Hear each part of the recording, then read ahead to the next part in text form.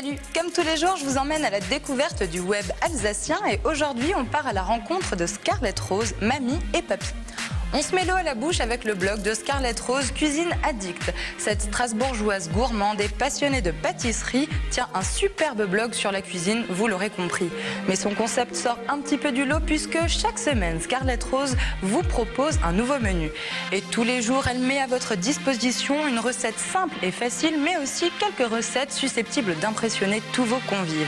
Je ne sais pas pour vous, mais moi, entre une tarte au fromage de chèvre et aux 2 figues, une charlotte glacée au Bélez et café et un traditionnel kouglob faunois, mon cœur balance et mes papilles frétillent.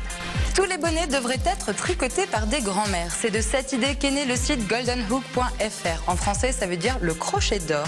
Le principe est simple, vous pouvez customiser votre bonnet. Mais vous vous doutez bien qu'il y a une petite subtilité. Et oui, ce sont des grands-mères qui tricotent pour vous. Mais comment ça marche ?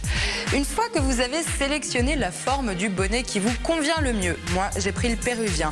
Vous choisissez les matières et les couleurs qui vous plaisent le plus, vous y rajoutez un petit pompon ou pas et enfin vous sélectionnez la grand-mère qui va tricoter pour vous ce superbe bonnet. Et attention, les grand-mères ont leur propre personnalité et leur petite histoire qui vous est racontée sur le site. Seul bémol, les grand-mères ne sont pas alsaciennes ni les créateurs du site d'ailleurs, ce qui est complètement incompréhensible parce que tout le monde sait que les meilleures grand-mères sont en Alsace, mamie. Je n'ai pas trouvé de mamie alsacienne tricoteuse de bonnets, mais j'ai dégoté un papy bricoleur blogueur. Il vient d'Auenheim dans le Bas-Rhin et partage avec nous ses passions pour le bricolage et la nature. Il construit des immenses mangeoires à oiseaux qui feraient le bonheur des enfants si elles étaient dans leur jardin, sublime des matériaux comme le bois et le fer en les transformant et raconte sa passion pour la nature en photo.